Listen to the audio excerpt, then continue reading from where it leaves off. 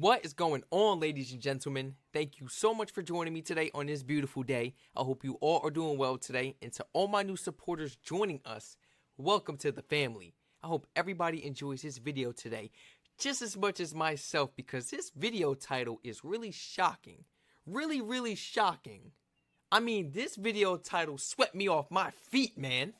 Before we jump right into this video, please feel free to like, comment, subscribe, and turn all post notifications on so you don't miss another one of these reaction videos. And feel free to spam my comment section and use that suggestion link in my description down below if you would like to recommend some more of these educational videos for myself to check out. Now today, I will be reacting to some of the shocking things most Canadians don't know about Canada. So, I mean, if the Canadians don't know these things about Canada, what makes you think that I'm going to know these things about Canada? You see what I'm saying?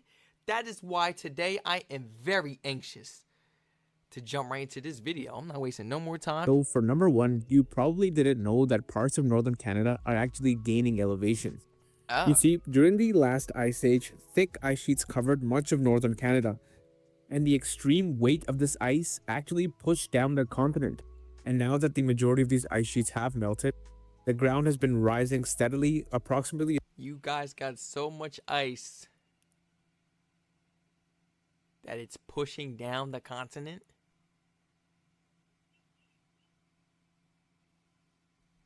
A few inches per year. This phenomena is known as the isostatic rebound, and this process is most notable in regions like northern Quebec, Hudson Bay, and parts of the Arctic archipelago, where the land was heavily compressed by ice sheets.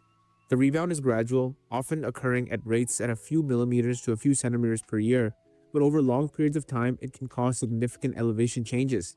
And like I previously mentioned, the rise is happening because of the land that was once weighted down by the ice is now free to move upward due to the reduction in pressure. Right. However, the effect is not uniform across. But you would think after the ice holding it down for so long, it wouldn't even rise back up. It would kind of just stay on that level. Yeah, that's interesting.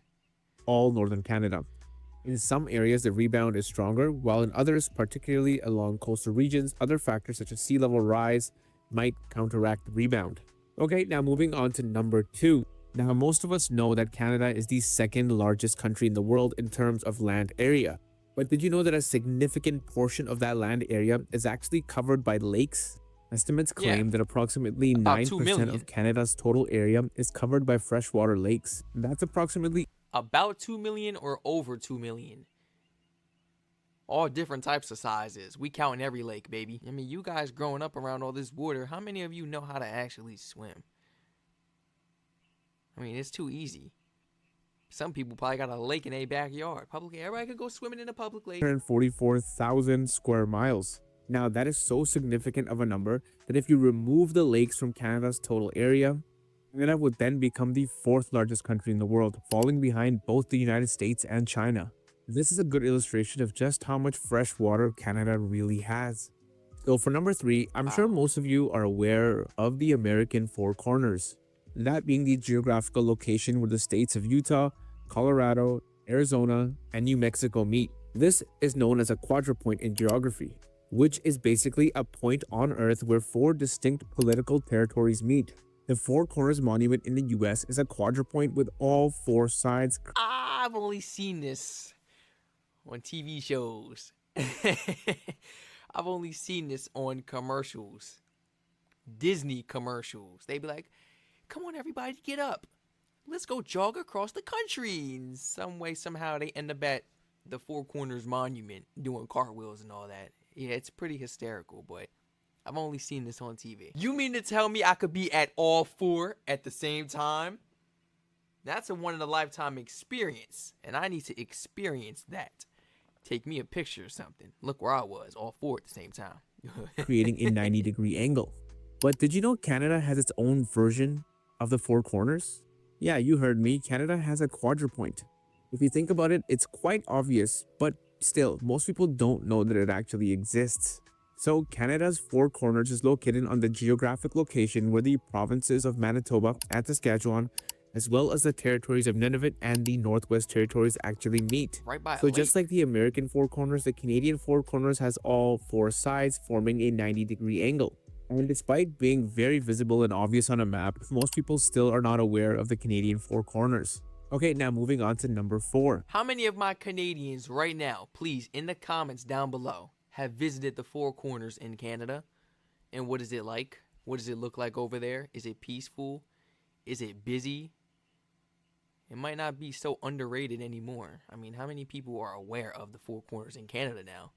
It's probably packed now. Everybody Now, want to be most of over you there. are aware of the fact that Canada has one of the largest national park systems in the entire world. Oh, This yes. includes one of the largest national parks in the entire world. I'm talking about the Wood Buffalo National Park.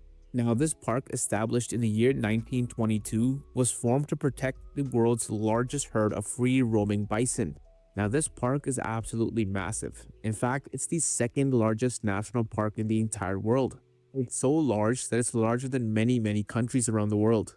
In fact, at a staggering 44,000 square kilometers or 17,000 square miles, it's larger than the entire country of Switzerland. And that's just one national park. The second largest national park in Canada is Kootenai Park National Park. With a size of 38,000 square kilometers, Kootenai Park National Park is approximately the same size as the entire country of Bhutan.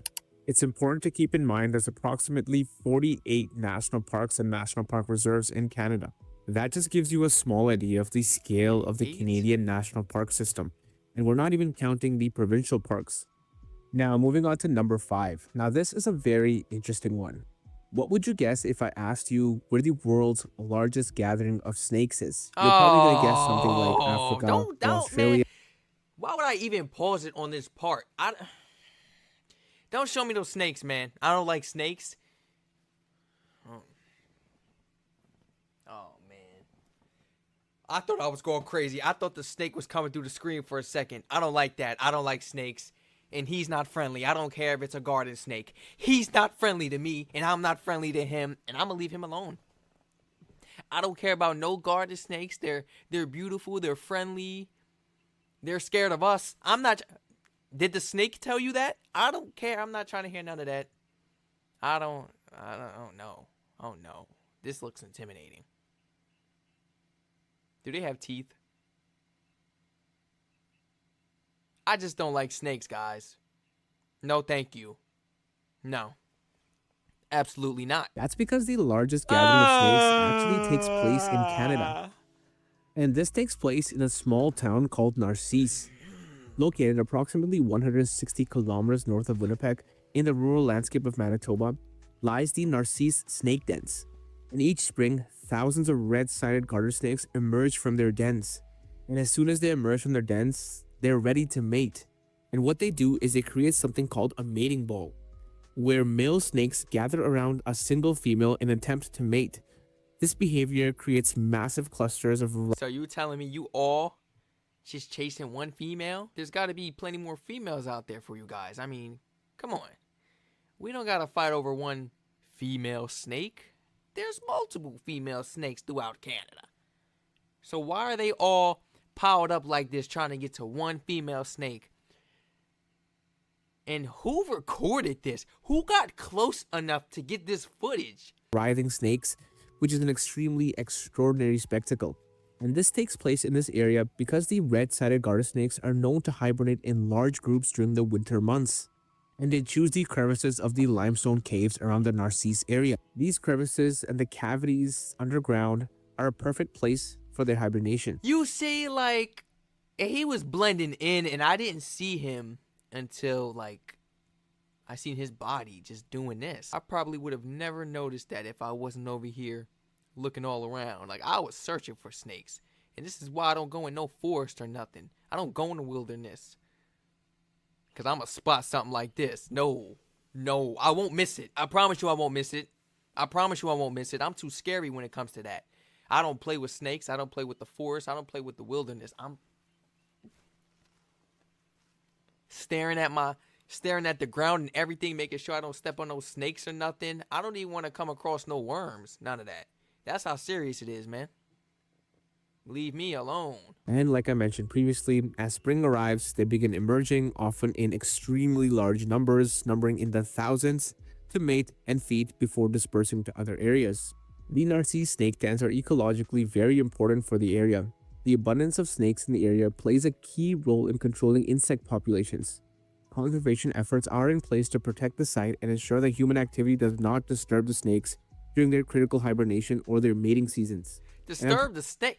Make sure they don't disturb me. Why are we worried about how the snakes feel about us? We need to worry about the snakes doing something to us. I don't care if they don't bite, if they don't do none of that. I'm traumatized. I'm scared. I touched a snake one time in my life, and that's because it was under peer pressure. Everybody was touching the snake. They was bringing it across the room, and everybody touching the snakes. I'm the only one like, oh, man, here we go. And it was my turn, and I just put my hand out. I didn't even look. I just try to play it off cool. I try to play it off cool for my friends. My whole body shook. My whole body shook. The moment my skin touched that snake, and my whole body just like, it just shook. It just went numb. Never again. I'm terrified of snakes. I don't want no parts. I don't want nothing to do with them. No.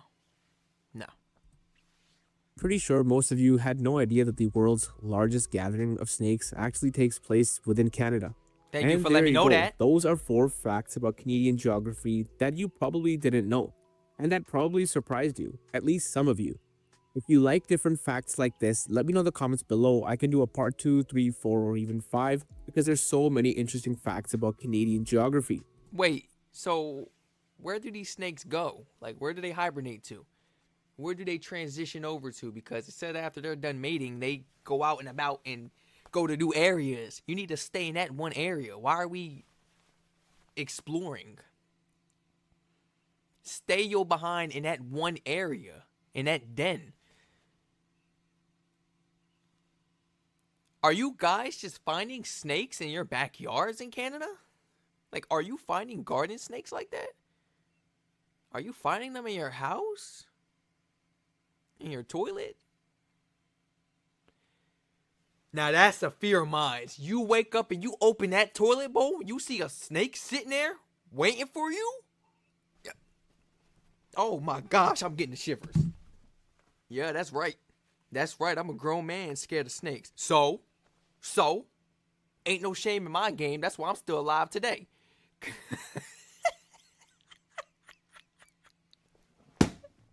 That's why I'm still alive today. Because I'm scared of certain things. You know, it's all about survival instincts. It's all about survival. And please feel free to spam my comment section and use that suggestion link in my description down below if you would like to recommend some more of these shocking videos for me, myself, to react to. And everybody, feel free to share this video and this channel to your friends and family member, guys. Whoever you feel may be interested in joining us on a daily basis to watch these amazing videos. And to all my fellow Canadian supporters, how do you guys feel about the snakes, man? How often do you come across a snake? And what's your first reaction if you come across one? Are you gonna pick it up and pet it, or it's I promise you I'm running. You think a snake faster than me? You think he's... Once again, thank you so much, everybody, for joining me today on this beautiful day. I really enjoyed watching this fascinating video about most things Canadians don't know about Canada. Once again, I will catch you all in the next reaction video. Stay safe.